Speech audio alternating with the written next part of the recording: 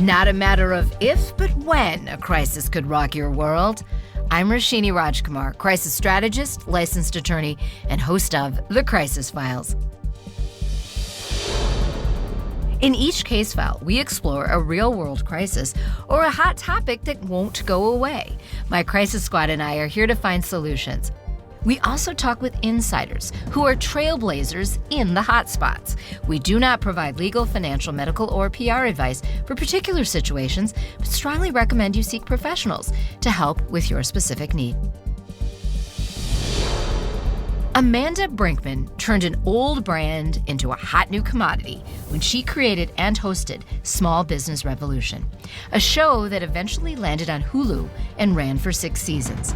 The program changed lives and communities. At the time, Amanda was Chief Brand Officer at Deluxe.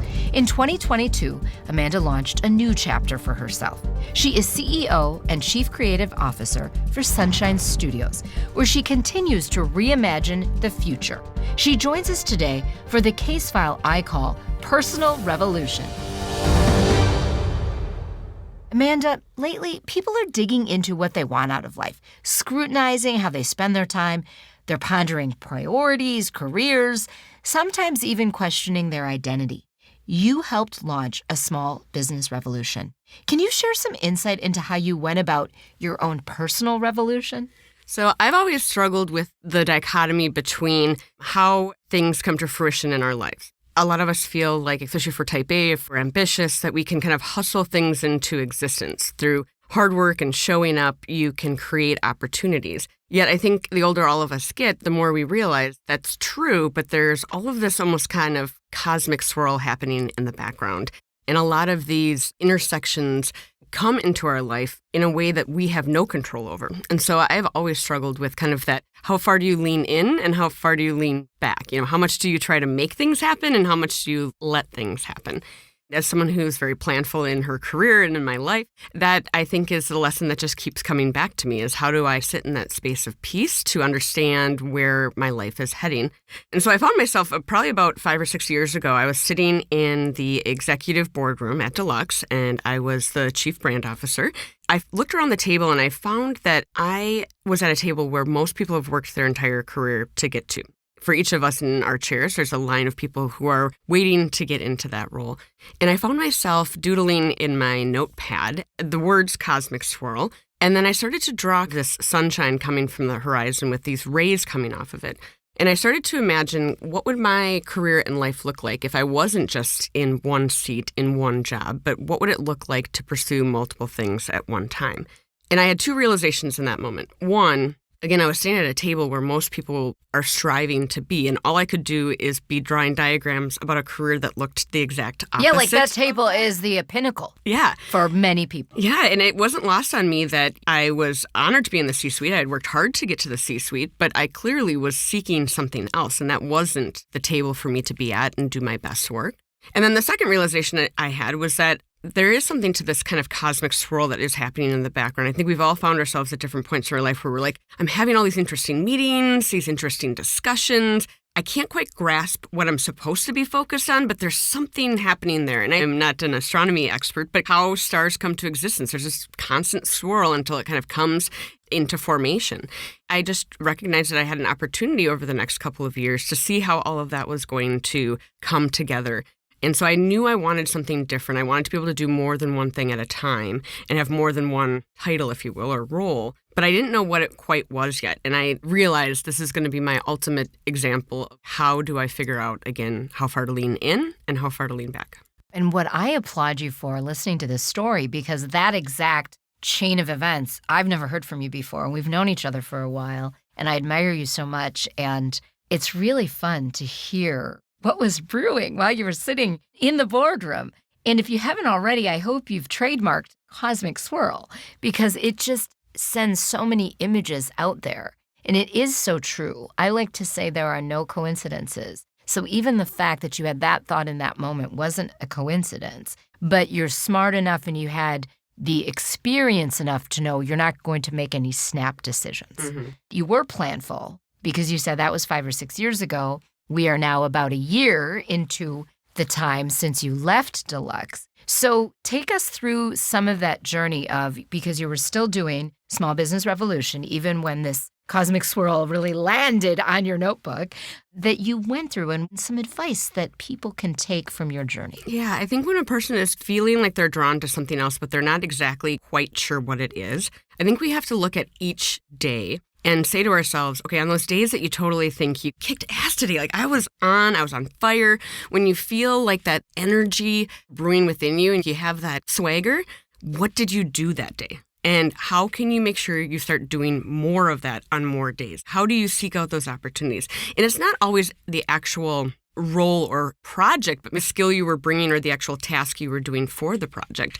I derive a lot of energy from a couple of things. One, highly productive days. When I feel like I am just getting stuff done, I feel like this sense of energy. So I know I need to be in a space where I'm highly productive and feeling like I'm accomplishing things and moving things forward. The second thing that brings me a ton of energy is spending time with people. I mean, I think that's why the pandemic was so hard for us extroverts, is I derive a lot of energy from affirming others, encouraging others, just being in community with people. And so how do I make sure I'm spending more time being able to do that? I derive a lot of energy from being on the stage and being able to affirm people at scale and feeling like there is a message to be delivered and really understanding the responsibility and weight of the role of being on the stage and the message that you're bringing to the audience. I love being on a set. I love film. I mean, there's a lot of things that bring me energy, but I started to, as I was trying to bring this cosmic swirl into focus, I just really was like, how do I make sure I'm spending more time doing those things? The things that weren't bringing me energy were probably maybe sitting in the boardroom or having meetings about cross-functional team alliance and all these things that we do in corporate America. Which has its place. It has its place. And some people do derive energy from that. I just need to be honest with myself about how do I start creating a career that looks like that. When I took the job at Deluxe, I was certainly on the chief marketing officer track. I had built my entire career to get into that table and to get to that role. Everything I had done from a network perspective, everything I'd done from an education perspective, everything I had done in terms of experience and skill sets that I brought to my roles was all leading to that. And I thought I would spend time at Deluxe and then move on to another brand and keep going up in size of companies. And it was halfway through that role when I started drawing this cosmic swirl that I said, I think I need to take a left turn here. In creating the show and in hosting and producing it, I realized that the days when I came home and I had high energy, it was when I was focusing on those types of things, bringing the show to fruition, filming, producing, spending time on people and on stages, and feeling like we were accomplishing a lot. It started to occur to me, I could create a different career. I don't have to continue on this track. I think a lot of us struggle with that. I can't abandon this path. I've invested so much in this particular career track. To take a turn would be tossing all of that out. But I think it's about looking back at our past and our experiences and saying, maybe there were things we were learning in each of those roles that were actually leading to something different and not as prescriptive as that next rung of the ladder. I want to ask about two words, and they're very connected: experience and experiences. So when people are at whatever place, stage, age, however you want to label it, I don't know that people value enough their own current experience level and all the experiences they've lived thus far. I completely agree with you. Where wisdom comes with age is you just have more data. You have more experiences under your belt to be able to look back and say, I see why that person came into my life, or I see why I took that coffee and where that led to, or why saying yes to that volunteer opportunity led to this other thing. I think if we just have more to look back on and say, I see how those are all connected. I used to, at the very beginning of my career, or a few years into it, I used to always give other people the advice that think about what job you want, your dream job, and then figure out how each job you take or role you have builds the right experience and skill set to get to that job. So let's say you want to be the CEO.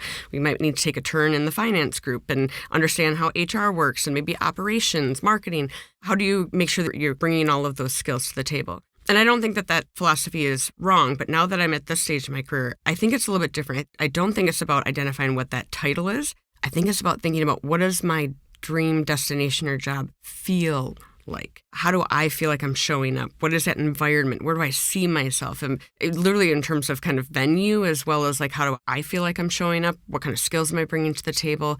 And then almost looking at it as God or the universe, whatever you believe, will bring those opportunities to fruition to get to that. I just need to keep thinking about what I want that dream destination to feel like, make sure I'm showing up so that when opportunity does arise, I'm ready to seize the opportunity, but kind of having a little bit more of that belief in that serendipity and trust that the thing that you need to get to that end state is going to come your way. So I'm going to share a little personal story that really I'm thinking about. When I made the decision in early 2006 to leave television news, I was mainly a reporter, did some show hosting, some anchoring also, but I really was that field reporter. I loved it and was on track to work toward getting to the network. I made the decision to leave the Detroit TV market and move home to Minneapolis to start my business. What I said to myself was, I now want to create the life I want to live. Mm-hmm. Even though I don't exactly know what that looks like, I had a sense, I had a sketch, and then continued to fill in to make it more of a complete drawing. So a little different take, but I can completely relate to that. It was really not about becoming a business owner. I wasn't even thinking of myself ever as an entrepreneur. It was really, how do I create the life I want to live? And now 17 years later, I have more of a handle on what that means. And it allows me the power to say no to things that don't work in that life I want to live. It doesn't mean it's easy. You have to work hard. And it also means that there might be things that don't go your way, which I don't like to call failures. I like to call them learnings. Talk about that. Yeah, it's both a learning as well as sometimes it's not that the universe is saying no, it's saying not yet. Maybe there's something else you need to learn. Maybe there's something else, a really integral partner in whatever that project or thing is going to be. They are off learning something and you don't even know who they are yet. And they're being prepared to meet you at just the right time. Have you ever had that person that you're trying to constantly schedule a coffee with or a lunch and it just keeps slipping on the schedule or things keep getting in the way or odd things happen? I just trust that that's because both of us maybe are going to have some other information come to us or some other experience between now and when we do get together, that when we do get together, that's when we were meant to have that discussion. I apply the same thing to thinking about opportunities. Even if you really want that thing, it doesn't mean that it's not going to happen if it doesn't happen then or if it feels like a failure or a mistake at the time.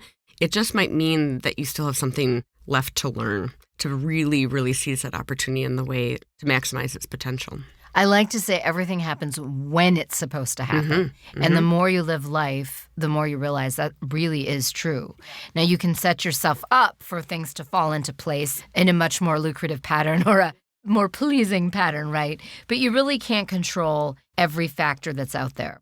One word that I know you and I agree on is the concept of joy and how important it is to have joy in your life. Would you say you always had joy, or was it something you had to really identify and work? Yeah, great question. I think I've always had joy because of I've made being a positive person a priority and I've been intentional about it. So I feel like I've always had joy. Every conversation I have, every event I go to, I really seek happiness. I'm intentional about having that in my life. But I think that was a huge part of what I was seeking in the next definition of my career.